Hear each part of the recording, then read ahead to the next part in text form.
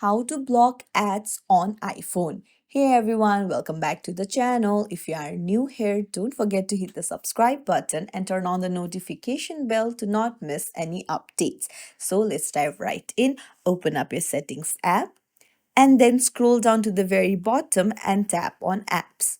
Now on the search bar, search for Safari, open it up and then scroll down. So toggle on block pop-ups and then scroll down again, and then you can also toggle on the prevent cross site tracking and fraudulent website warning. This will also help to block ads. Then again scroll down and go to advanced. So here toggle on the block all cookies option as well. So tap on block all, and then you can toggle on the privacy preserving ad measurement as well. This will help you block the ads on your iPhone.